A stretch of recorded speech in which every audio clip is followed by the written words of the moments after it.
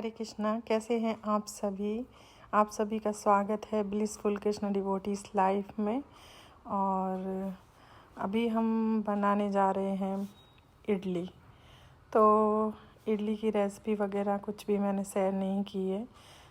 सांभर बनाया है और बस अब इडली बनने जा रही है।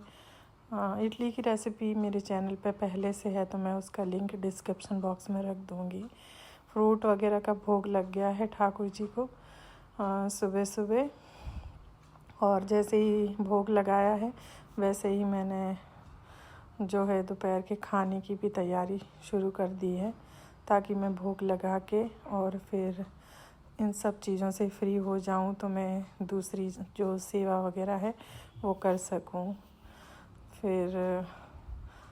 फिर इसीलिए मैंने सांभर बना लिया है, कुकर में उधर रखा है और इधर इडली मैंने रख दी है बनने के लिए। और ये यहाँ पर कल हमने जो दही जमाया था वो मैं आप लोगों को दिखा रही थी कि देखिए कितना अच्छा दही जमा है। बहुत ही अच्छा और बहुत ही एकदम थिक गाढ़ा दही जमा है। तो इसे अब फ्रीज में रख देंगे। और यहाँ पे ये इडली भी तैयार हो चुकी है, तो मैं इन सबको निकाल के रख दूँगी एक बर्तन में। तो फिर क्या है कि ठाकुर जी का भोग लगने के बाद सारी इडलियाँ इसी के अंदर मिला दूँगी। तो जब जिसको प्रसाद लेना होगा वो तब ले लेंगे। तो इडली सांभर बनाओ तो ये अच्छा रहता है कि बस सांभर को गरम करो और इसमें इडली डाल के खा लो। उसके लिए फिर आपको रोटी गरम गरम सेकने की ज़रूरत नहीं है। और यहाँ पे जैसे ही तैयार हो गया था इडली सांभर, तो मैंने इस तरह से ठाकुर जी के लिए परोस दिया है भोग। और तुलसी जी का पान रखा है सभी के अंदर, क्योंकि कृष्ण कभी भी बिना तुलसी जी के पान के भोग नहीं लगाते। तो चलिए ठाकुर जी को भोग लगा देते। और ये यहाँ पे ठाकुर जी को भोग लग गया था। उसके बाद मैंने ठाकुर जी के पर्दे खोले हैं कि आप लोगों को दर्शन करवा दूं। और ये आज मैंने नए ऊन वाले वस्त्र ठाकुर जी। हरे कृष्णा। कैसे हैं आप सभी? कृष्ण की कृपा से आप सभी बहुत ही अच्छे होंगे, ऐसी मुझे आशा है। और इस वीडियो में मैं सभी को ये बताने वाली हूँ कि माला किस तरह से करते हैं। सबके ये कमेंट आ रहे हैं कि माता जी हमें माला किस तरह से करनी चाहिए, कैसे हम माला शुरू करें। जब मैं बोलती हूँ कि आप कृपया एक माला से शुरू कीजिए कि फिर आप धीरे धीरे माला को बढ़ाइए, तो सभी बोलते हैं कि हम शुरू कैसे करें, तो किस तरह से हमें माला करनी चाहिए, क्या मंत्र बोले माला करने पर। तो इसके लिए कोई मुश्किल नहीं है। कृष्ण का जो नाम है, भगवान का नाम, तो आप किसी भी अवस्था में लें, कैसे भी लें, वो फलदायी होता है। लेकिन माला करने के कुछ नियम होते हैं, उन्हें हम सभी को जो है वो फॉलो करने चाहिए। और जैसा कि गुरु महाराज ने हमें आदेश दिया है कि आपको किस तरह से माला करनी है। लेकिन आपको बिल्कुल भी घबराने की ज़रूरत नहीं है। ये बिल्कुल भी मुश्किल नहीं है। शुरू में जब हम किसी नई चीज़ को करने की कोशिश करते हैं या करना चाहते हैं तो वो हमें मुश्किल लगती है, लेकिन धीरे धीरे जब हम उसे करने लग जाते हैं तो वो हमारे लिए यूज्ड टू हो जाती है। फिर हम धीरे धीरे उसे आसानी से करने लग जाते हैं।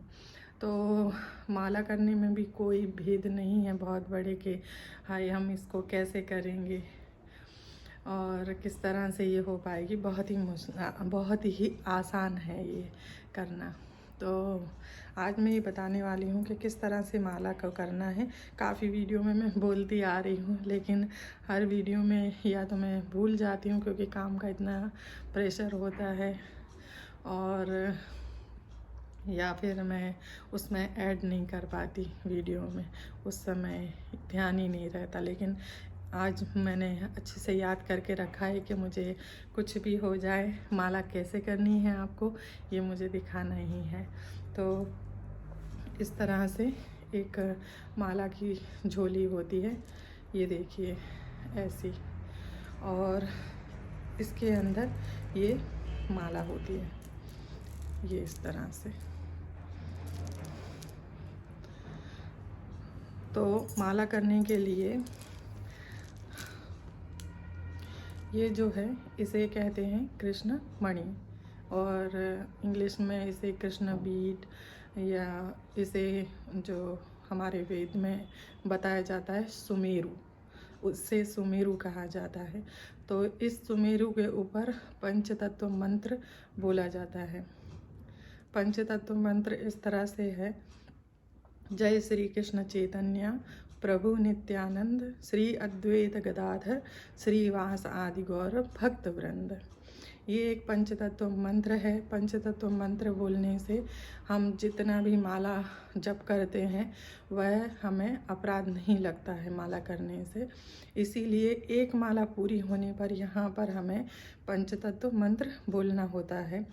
और पंचतत्व मंत्र बोलने के बाद फिर यहाँ पर पंचतत्व मंत्र बोलने के बाद फिर हम यहाँ पर आएंगे और यहाँ पर हरे हरे कृष्ण कृष्ण कृष्ण हरे हरे, हरे राम राम राम हरे हरे।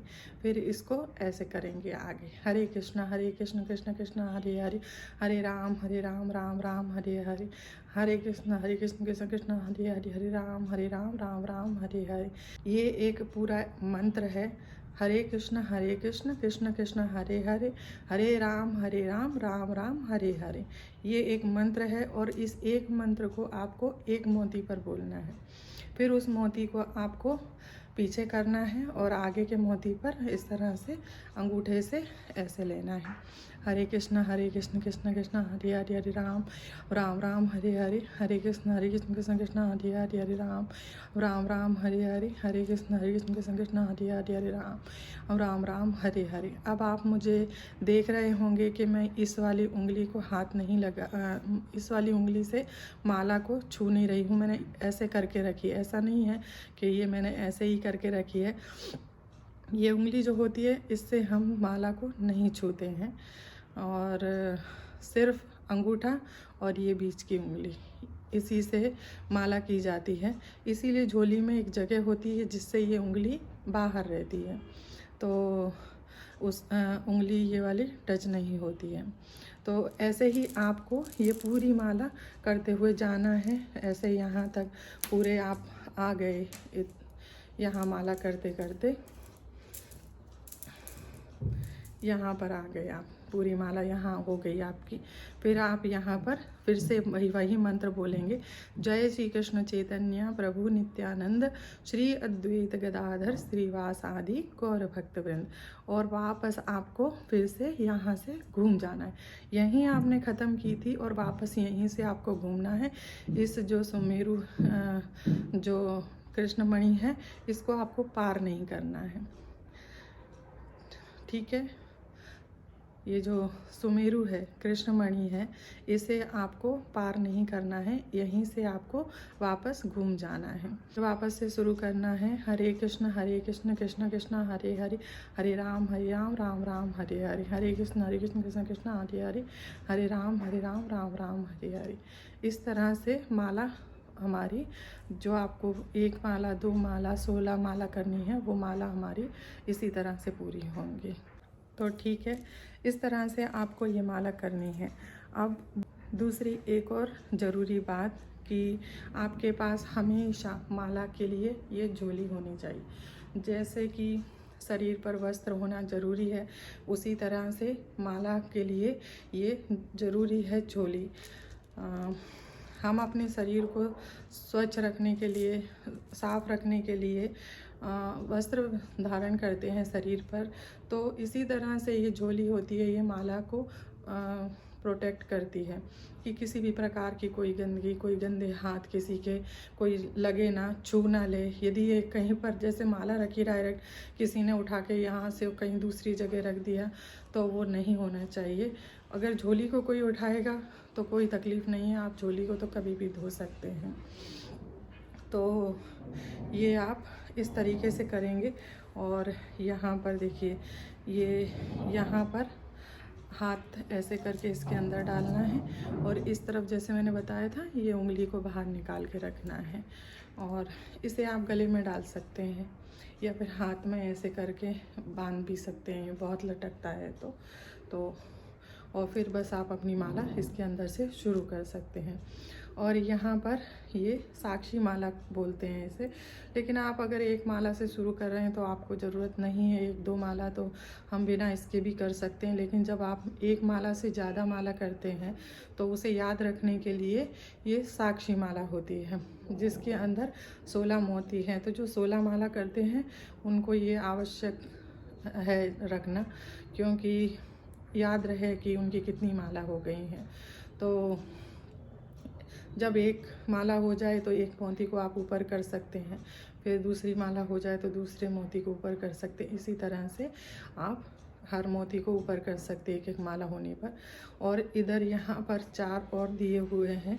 वो किस लिए हैं कि कई जो भक्त हैं वो 64 माला करते हैं, तो उनके लिए जैसे 16 माला एक बार में ये पूरी हो गई तो वो ये एक ऊपर कर देंगे, फिर से 16 माला उनकी पूरी हो गई, फिर वो दूसरा मोती ऊपर कर देंगे। इसी तरह से 4 मोती ऊपर होने के बाद उनकी 64 माला पूरी हो जाती है। अच्छा, झोली के बारे में प्रभुपाद जी का मैंने एक सुना था लेक्चर प्रभु जी के द्वारा। तो वो बताते हैं कि एक बार एक सभा थी जहाँ पर प्रभुपाद जी का लेक्चर चल रहा था। तो उनके जो भक्त थे भगवान के, वो प्रभुपाद जी का लेक्चर सुन रहे थे और प्रभुपाद जी के फॉलोअर्स थे वो। तो वहाँ पर वो लेक्चर दे रहे थे, तो प्रभुपाद जी का लेक्चर वो सुन रहे थे। तो उनके हाथ में ये माला थी, तो माला सिर्फ माला ही थी, उनके हाथ में झोली नहीं थी। तो प्रभुपाद जी पूछते हैं, उन्होंने इंग्लिश में पूछा क्योंकि वो यहाँ के नहीं थे, बाहर था उनका लेक्चर फॉरेन में। तो वहीं पर उन्होंने पूछा कि आपकी वो झोली कहाँ है, आपने सिर्फ ये माला क्यों ले रखी है हाथ में। तो उन्होंने कहा कि मेरी जो झोली है वो मैंने धोने के लिए डाली है, तो वो गीली है, इसीलिए मैंने माला ऐसे हाथ में ली हुई है। उन्होंने कहा प्रभुपाद जी ने, नहीं, माला को हमेशा आपको एक झोली के अंदर ही रखना है। अभी के अभी जाइए और दूसरी झोली ले लीजिए जाकर। हमेशा 2 रखिए, अगर आप एक धोकर डालते हैं तो आपके पास दूसरी होनी चाहिए। जैसे शरीर पर एक वस्त्र हम धो के डालते हैं तो दूसरा वस्त्र पहनते हैं, उसी तरह से एक अगर झोली आपने धो के डाली है, वो गीली है, तो आपके पास दूसरी होनी चाहिए, ताकि माला को आप ताकि झोली जो है वो माला को प्रोटेक्ट कर सके। तो ये एक तरह से वस्त्र है माला का, और इससे उसकी स्वच्छता और हम उनका ध्यान रख सकते हैं। और दूसरी एक और बात कि कई माता बहनें जो हैं वो पूछती हैं, कई माता जी, कि क्या हम मासिक धर्म में माला कर सकते हैं।